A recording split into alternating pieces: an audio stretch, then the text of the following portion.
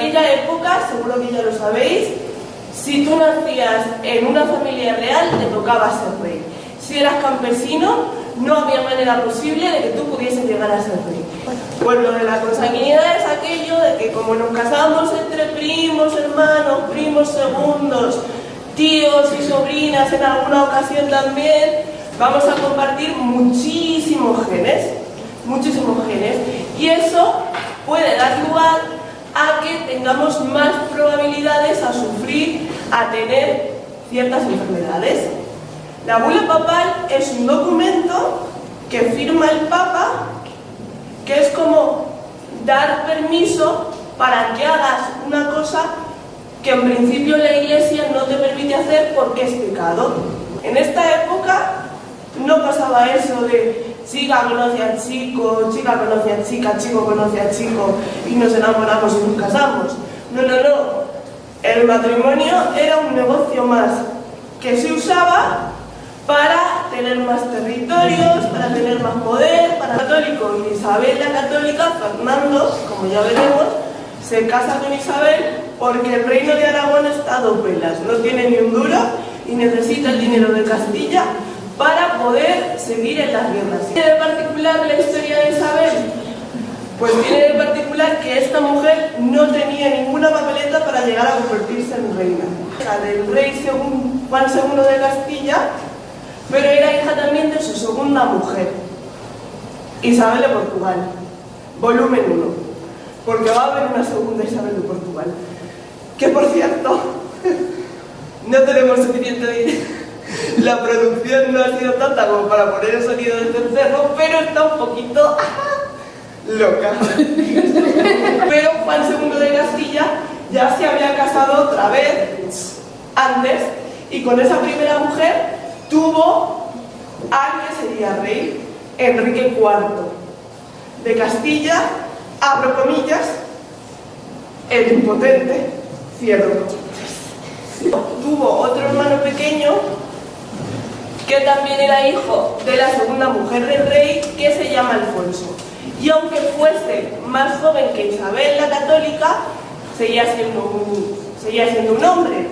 Y entonces automáticamente pasaba por encima de ella, por delante de ella, en la línea de sucesión. En la historia, Alfonso se muere, le dan por comerse unas truchas en mal estado.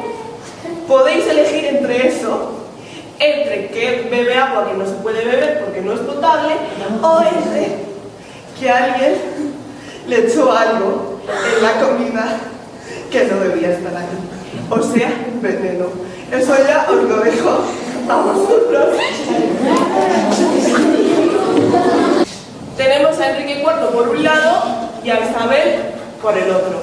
Y llegamos a un momento histórico que se llama los pactos de Guisando, en el que, por triquiñuelas, cosas que se inventa Isabel, al final consigue que Enrique IV, que además tenía una hija, acabe declarando que esa hija que tiene no es legítima y a ella la nombre princesa de Asturias y heredera al trono.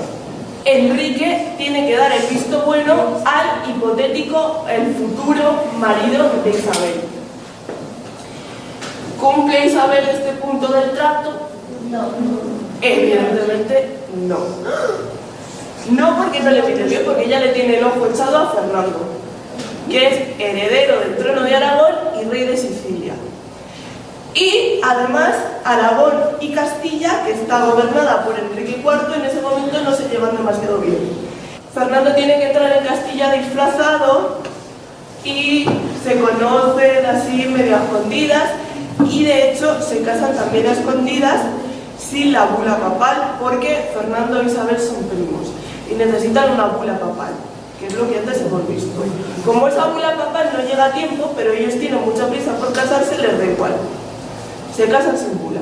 ¿Eso qué quiere decir? Que al menos al principio su matrimonio a ojos de la Iglesia no es válido.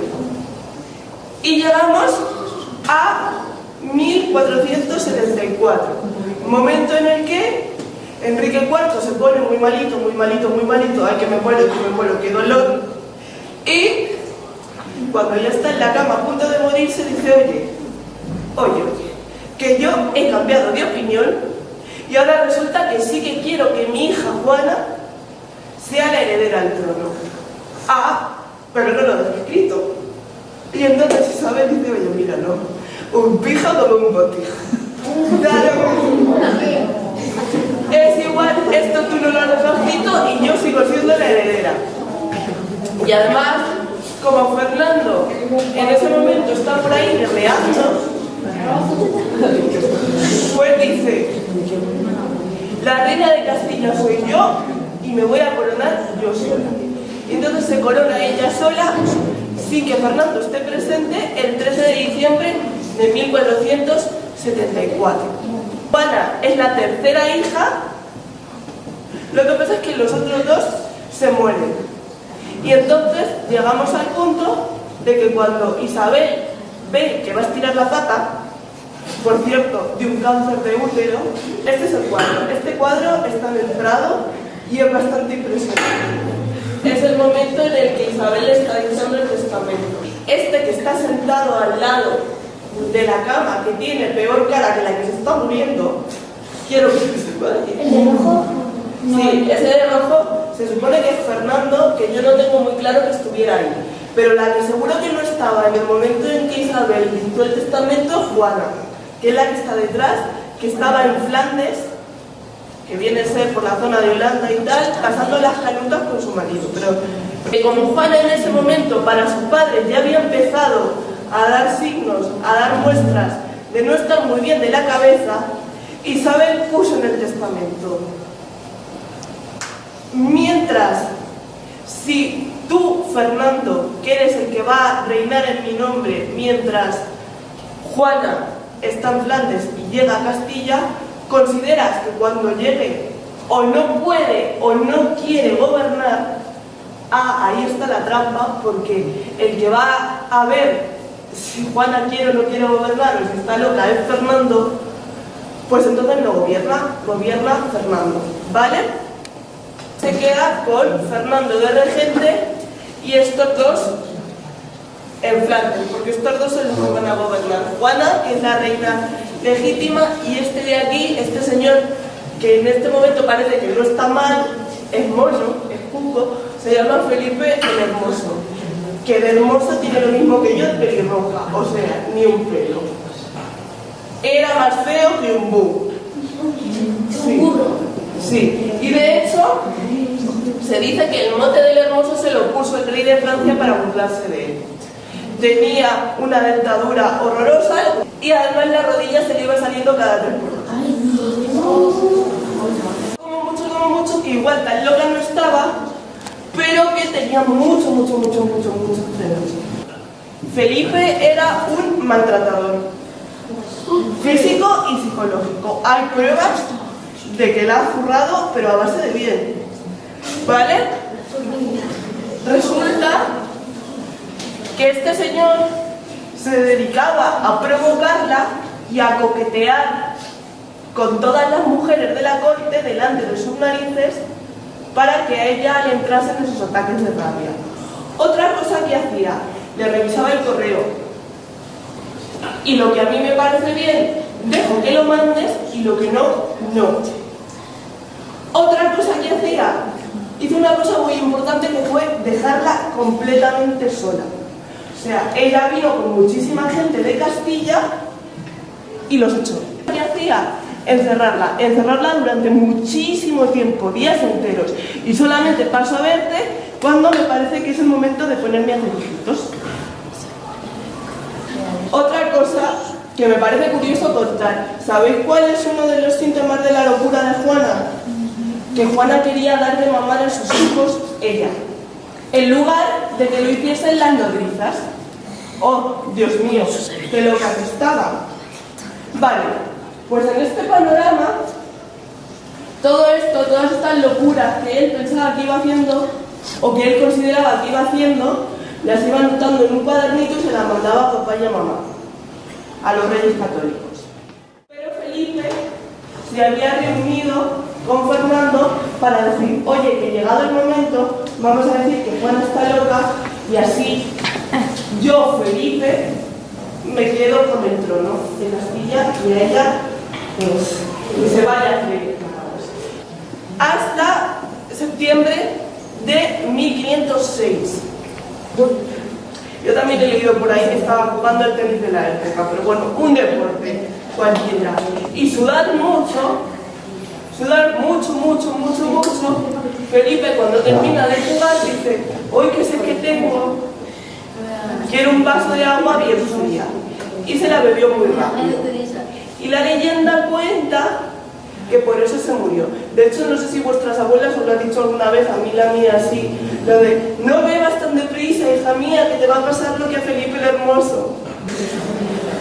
La leyenda popular cuenta que Felipe el Hermoso se murió porque se bebió el vaso de agua muy rápido y estaba sudando, y eso no es bueno. No es verdad. Casi seguro que a Felipe lo envenenaron, ¿vale? Lo que no sabemos es quién. Porque enemigos no le faltan. Felipe no le caía bien a nadie, empezando por su mujer y terminando por Fernando el Católico. A nadie. Porque a Fernando no había nada que le repateara más que tener que haber tenido que dejar su reino a un extranjero. Que por cierto es un Habsburgo. Otra cosa que se cuenta de Juana y que tampoco es verdad, esto no es verdad. Que cuando Felipe muere y lo tiene que trasladar a Granada, todas las noches le habla al cadáver, le da besitos, abre el féretro, le da besitos, le da abracitos y todo ese rollo. No es cierto. No es cierto. Solamente abrió el ataúd 2 veces. Y las 2 fue para comprobar que no se habían llevado el cadáver terceros. En la primera ocasión, el séquito de Felipe de Flandes, al que Juana había echado, y en la segunda ocasión, unos monjes de un convento a los que le interesaba tener el cadáver ahí porque era una atracción para los visitantes, ¿vale? Pero lo abrió, vio que el cadáver estaba, lo cerró, chimpún, para un chimpún. En cuanto se muere Felipe, ¿qué pasa? Que Fernando quiere venir otra vez a gobernar Castilla. Pero Juana ya tiene sus partidarios. Y entonces, para evitar que esos partidarios hagan mucho ruido, lo que hace Fernando es encerrar a su hija en Tordesillas porque, de repente me saco el documento que hemos firmado y tú estás loca y no tienes capacidad ninguna para reinar. Y la encierra en Tordesillas, con 30 años de edad. A ella y a su hija pequeña Catalina, para que le haga compañía. Fíjate tú, qué amable. Qué buena persona. Qué buena persona. En Tordesillas, atención, que estuvo hasta el día en que se murió con 73 años de edad. He dicho que la encerraron con 30. Pues imaginaos. Y además, ¿sabéis qué día se murió Juana? El 12 de abril de 1555. Exactamente. ¿Qué día es hoy? Entonces, por eso has hecho esta charla hoy. Va a tener una oportunidad más de reinar, por cierto. Cuando ya Fernando se ha muerto y van a ir a buscar a Flandes a Carlos, los comuneros, que son gente que eran sus amiguetes, que creían que ella era la reina legítima, fueron a buscarla y le dijeron, te sacamos de aquí y te conviertes en reina, en nuestra reina. Y ella dijo, no, prefiero que reine mi hijo. Total, que allí estuvo hasta que se murió. Cuando él llega de Flandes a España en 1517, no tiene ni pastelera, y cuando digo ni pastelera, quiero decir ni pastelera, idea de español, ni una sola palabra. Ni una, solamente habla francés. A eso sumarle que no podía cerrar la boca. Precisamente por eso, por tener la mandíbula tan adelantada. No podía juntar los dientes de arriba con los de abajo y tenía que comer con la boca abierta. ¿Vale? Cuando Carlos llega a Castilla, ¿qué se encuentra? Se encuentra con una corte que no lo quiere. que no lo quiere, y la única persona que hay en la corte que lo aprecia un poco más y que además sabe hablar francés, por lo cual se entiende muy bien con ella, es Germana de Foix. ¿Quién es Germana de Foix? Que no la hemos mencionado antes. Germana de Foix es la sobrina del rey de Francia, que fue la segunda mujer de Fernando el Católico. Se casó con ella después de morir Isabel la Católica, con esta que era una chiquilla. Con esta que él a lo mejor andaba en la cincuentena y esta mujer tenía 18 años. Frescos, tiernos. Y entonces, claro, se casó con ella ¿para qué? Para tener más herederos. Lo que pasa es que al final resultó ser que no le pudo seguir mucho el ritmo a esta mujer, porque claro, él estaba ya en las últimas, estaba bastante cascadete. Ya, ¿para qué? Después de 5 hijos ya no me quedan fuerzas. E intentó tomarse ciertos medicamentos, ciertas hierbas, para poderle seguir el ritmo, pero no le fue muy bien. Y de hecho dicen que por eso se murió. ¿Vale? Entonces, Germana de Foix sigue la corte. Y como es la única persona que parece que lo aprecia un poco más a Carlos V, porque ahora hemos vuelto a Carlos, y que además habla francés con él y demás, ¿qué pasa? Que se llevan muy bien. Y el roce hace el cariño. Sí. Y se cogen tanto cariño que tienen un hijo bastardo. Sí. Bastardo, ¿qué quiere decir? Que es un hijo del rey. Es un hijo del rey, pero que el rey ha tenido cuando no estaba casado con nadie. Entonces, eso no vale. Eso no vale, no sirve como heredero, ¿vale? Tienen una hija bastarda que se llama Isabel.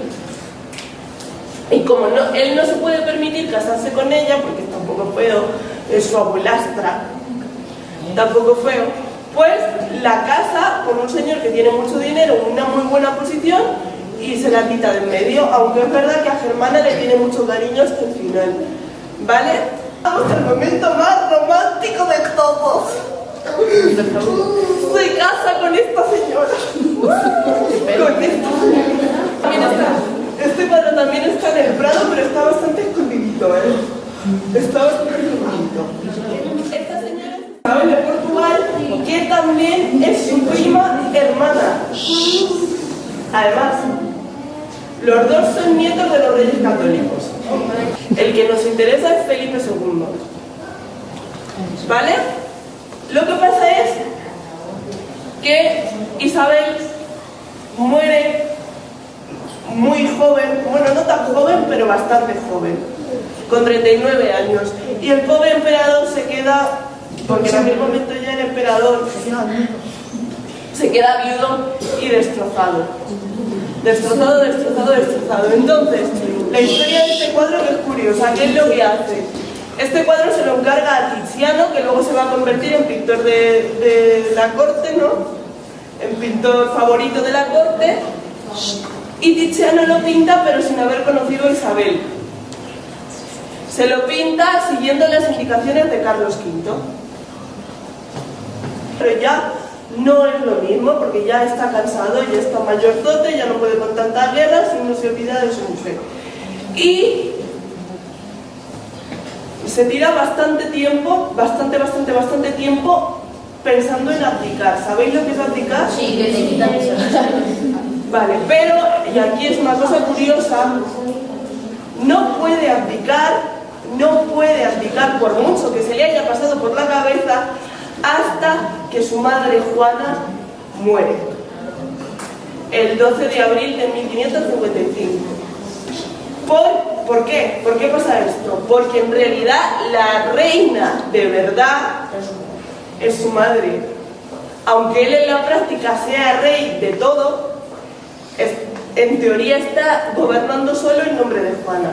Vale, bien, pero Juana muere y ella puede abdicar y se retira a un monasterio que hay en Yuste, y en 1558 muere habiendo abdicado en favor de su hijo Felipe II. Le picó un mosquito y le transmitió una enfermedad que se llama malaria. Y ya está. Entonces voy a hablaros del currículum amoroso de Felipe II. María Manuela de Portugal. También son primos hermanos. Con lo cual, la consanguinidad sigue su curso.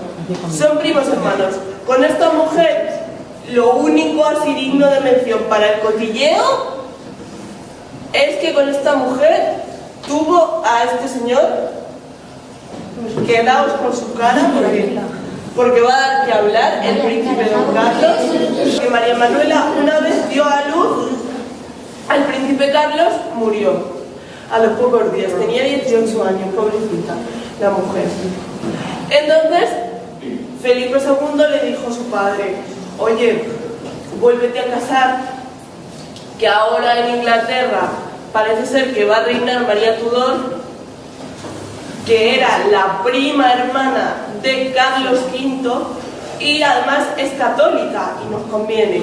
Así que para Inglaterra, que se fue a casarse con María Tudor, que ahora os la enseño, es preciosa, como vais a ver.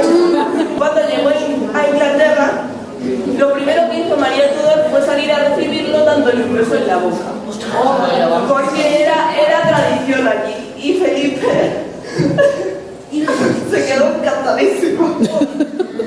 Claro, con María Tudor, ¿cuál es el problema? Bueno, pues que al final Felipe acabó teniendo mucho menos poder del que él pensaba que iba a tener, porque al Parlamento inglés no le hacía ninguna gracia que fuese un español allí ni pinchaba ni cortaba. Entonces, lo que dijeron fue: vale, tú te casas con Felipe, pero Felipe aquí no va a tener ni voz ni voto.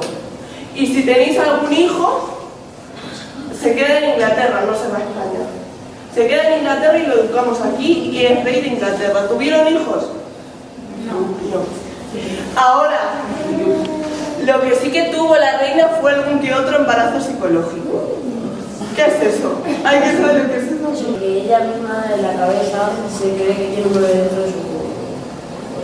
Ella efectivamente tiene tantas ganas de tener un bebé que al final se convence de que está embarazada y su cuerpo incluso empieza a engordar, la barriga se le hinchaba y tal, pero luego al final, como dijo Teresa ayer mismo, se tira 4 pedos y ese es todo el embarazo que tiene. ¿Vale? Ninguno, y cuando María muere, en 1558, por cierto, el mismo año en el que había muerto el emperador, Felipe se queda un poco más en Inglaterra intentando ligarse, entre comillas, porque ya sabemos que entonces no se ligaba, a la hermana de María, que iba a ser la reina de Inglaterra, Isabel, pero cuando ve que eso no va a ningún sitio, se vuelve para España. Y como además su hijo, Carlos, ya había empezado a dar muestras de que muy bien de la cabeza no estaba, os cuento algunas cosas. Este señor, Carlos, el príncipe Carlos, cuando era un niño y las nodrizas lo amamantaban y tal, les mordía tan fuerte en los pezones que les hacía heridas. Las heridas se les infectaban. Y entonces, como entonces no había antibióticos, estiraban la pata. Entonces se le ocurrió que era buena idea que su hijo estudiara y entonces lo llevó a la universidad. Y uno de los episodios más famosos que hay, uno de los capítulos, es cuando Carlos va corriendo persiguiendo a una muchacha a la que él se quiere ligar porque le parece guapa, que es la hija del alcalde, la persigue tan deprisa que se cae por las escaleras. Y se da un montón de golpes en la cabeza. Entonces la única forma de salvarlo que es abrirle el cráneo. Y de la operación, si ya estaba como una cabra, pues se queda aún más loco, perdido. Bueno, pues eso, como ve que a su hijo le falta algún que otro verano, decide casarse con la que en principio iba a ser la mujer de su hijo, que es Isabel de Valois. Y aquí os voy a contar una cosa. Isabel de Valois es la hija del rey de Francia, ¿vale? Isabel de Valois, diferencia de edad, bastante. Felipe II en ese momento tiene 30 32 años. Isabel de Valois, agarraos a la silla, 13. Estos tres personajes, con Felipe II, con Isabel de Valois y con Don Carlos, es el momento en el que se da la leyenda negra. ¿Alguien ha leído algo de la leyenda negra? Vale, pues la leyenda negra lo que dice básicamente es que Isabel y Carlos se enamoraron perdidamente y además Felipe II era un rey malvado, malvadísimo. Y entonces, cuando Felipe se enteró de que su hijo y su mujer estaban liados, no le hizo mucha gracia y lo que hizo fue encerrar a Carlos en una torre hasta que murió. Porque además su hijo estaba conspirando contra él para quitarle el trono. ¿Cuánto de verdad hay en esto? Muy poco. Básicamente nada. Lo único que sí que es verdad es que Carlos estaba conspirando con los holandeses para quitarle el poder a su padre. Pero de Isabel no hay nada. Lo que sí que es verdad es que Isabel se entendía muy bien con él, se llevaba muy bien, sabía tranquilizarlo y demás. Pero nada más, ¿vale? Isabel muere muy joven, a los 22 años de edad. A los 22 años. Le había dado 2 hijas, pero ningún hijo. Dicen que en el momento en el que muere Isabel es el único momento en el que se ha visto a Felipe II llorar. ¿Vale? Pero como la situación está tal que me has dejado con 2 hijas, mi hijo Don Carlos se ha muerto en la torre, encerrado, porque eso sí que es verdad, lo encerré, pero porque estaba como una chota. Es verdad. Pues yo me tengo que volver a casar. Sofonisba Anguissola, que es una pintora que en aquel momento era muy raro que una pintora mujer estuviera reconocida, fuese famosa. Era una pintora que Isabel se trajo porque le encantaba pintar, le encantaba la música, le encantaba la ropa, era una mujer muy culta, ¿vale? Entonces se trajo a Sofonisba Anguissola para que fuese la pintora de la corte. Siguiente, vamos a la cuarta mujer de Felipe II, Ana de Austria. Tranquilos, que no eran primos. No eran primos. Esto es aún peor. Esta mujer era sobrina de Felipe II. Y cuando digo sobrino me refiero evidentemente a que la madre de esta mujer era hermana de Felipe II. ¿Vale? Con esta mujer tuvo 800 hijos. El que nos interesa, que además yo creo que es el único que no lo tenía compuesto, es Felipe III. Pero Isabel, Felipe II también sobrevive a esta mujer. Vale, ahora ya vamos a pasar a Felipe III. Y ahora es cuando pregunto cuánto tiempo, no siquiera. A este hombre no le gustaba nada, y cuando digo nada ya es algo, gobernar. Le gustaba más jugar, eso sí, era un poquito ludópata. Este señor, el de vuestra izquierda, es Felipe III. El de vuestra derecha es el duque de Lerma, que era su marido, su secretario, que en este caso era mucho más que un secretario, porque como a él no le gustaba nada gobernar, gobernaba él. ¿Y qué hacía él? Llevarse todo para su bolsillo. Robó todo lo que no está escrito, o sea, se llevó lo que quiso. Claro, dicen que en ese periodo España no se metió casi en ninguna guerra.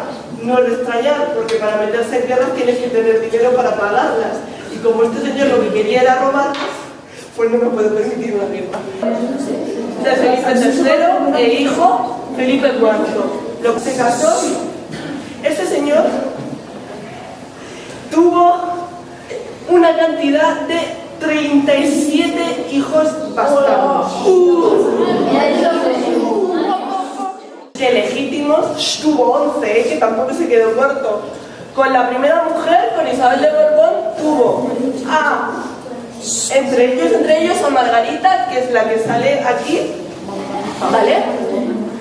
A Baltasar Carlos, que es uno que en principio iba a ser heredero, pero que luego se murió, y a María Teresa de Austria.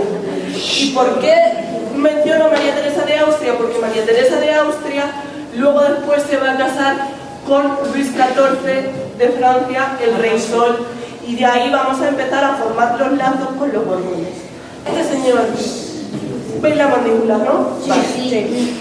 Este señor nació con raquitismo. Resulta también que empezó a andar a los 6 años.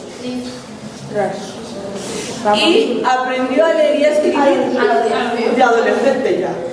O sea, este señor, está ya la cosa tan mal, ha habido tantísima consanguinidad antes, que este señor es imposible que tenga hijos. Se casa 2 veces, pero no puede tener hijos con ninguno de los dos. Y en lugar de pensar que es que igual había algo mal con sus genes, porque la medicina en aquellos entonces no había avanzado tanto, ¿qué se les ocurrió? 2 cosas. Una, que a lo mejor estaba endemoniado.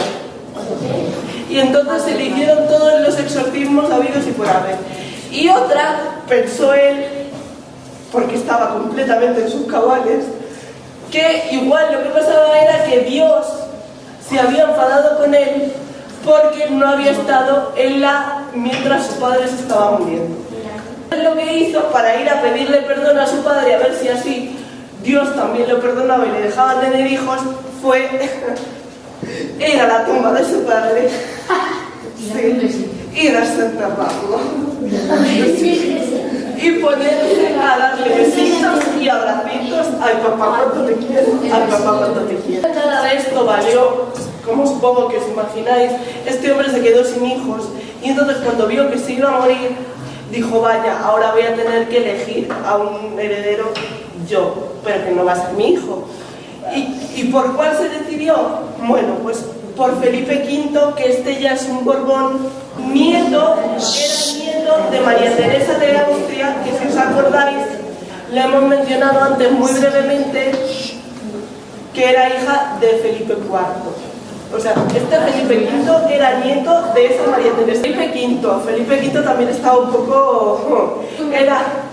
Era depresivo y además luego degeneró, o sea, luego fue a más y acabó teniendo un trastorno bipolar que no sé si lo entiendo. Felipe V se casó 2 veces y de su primera mujer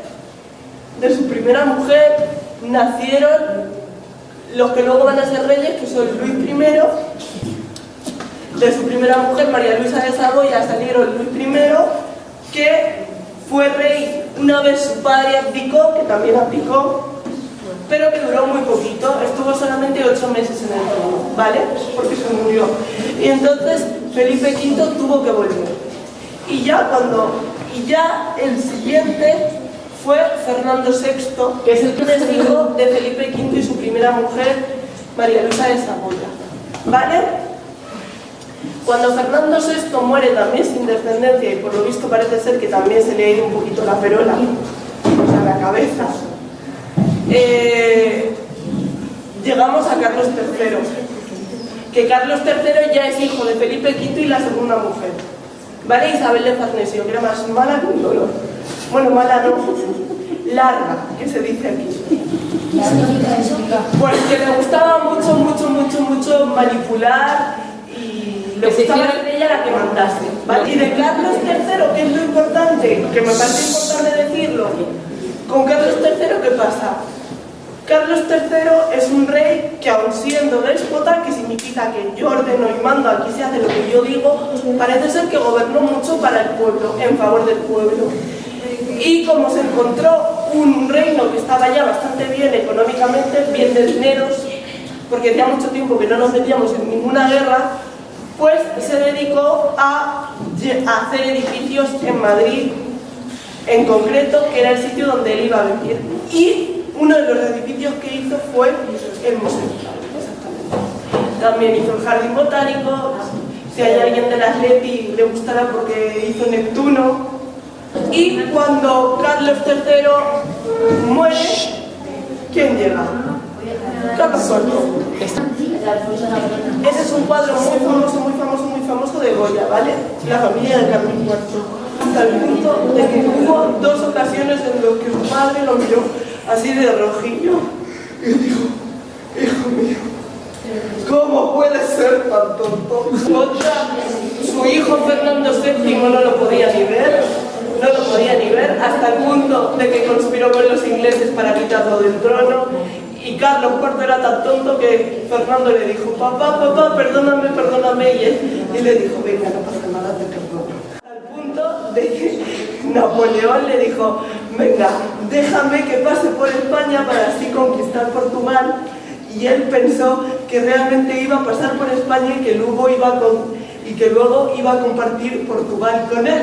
Pero no, lo que hizo Napoleón fue quedarse en España para poner a su hermano también. Todo muy bien, todo muy bien. Un señor muy bien. Aquí abajo los reyes que siguieron, a los que ya no les vamos a dedicar tiempo porque no nos queda, básicamente.